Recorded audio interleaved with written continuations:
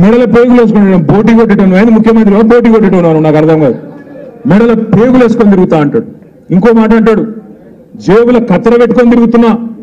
జేబుల కత్తెర పెట్టుకొని ఎవరు తిరుగుతాడే? జేబు దొంగలు తిరుగుతారు. జేబుల కత్తెర పెట్టుకొని తిరుగుతున్నా, జాగ్రత్తగా ఉండండి అంటాడు.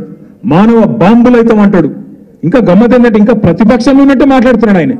ముఖ్యమంత్రి లెక్క మాట్లాడతలేడు. ఆయన దానికే విశ్వాసం కుదురుతలేదు ముఖ్యమంత్రి అని.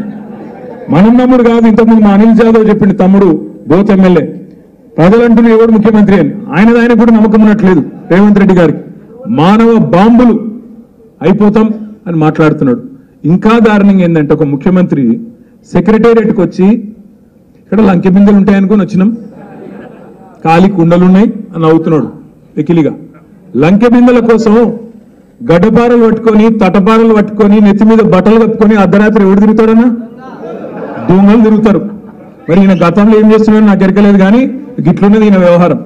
ఇంకా దారుణం ఏంటంటే వెనకటికి నాగార్జునది ఒక సినిమా వచ్చినండే. ఆ సినిమాలో పాట ఉంటుంది, గ్రీకు వీరుడు అని.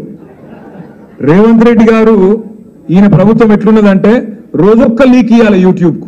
ఇగో ఇది జరిగిపోయింది, ఇది గొర్రెల స్కాము, బర్రెల స్కాము, ఫోన్ ట్యాపింగ్, మన్ను మశానం.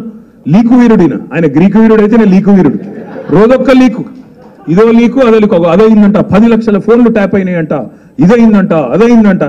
అయ్యా నువ్వే అధికారంలో ఉన్నావుగా స్వామి, దమ్ముంటే ఎవరి మీద చర్య తీసుకుంటావో తీసుకో, ఎవరిని లోపల వాడేస్తావో పాడై, ఏం విచారణ చేస్తావో చెయ్యి. కానీ నువ్వెందుకు చేస్తున్నావు ఇదంతా మాకు తెలుసు. ఎందుకు?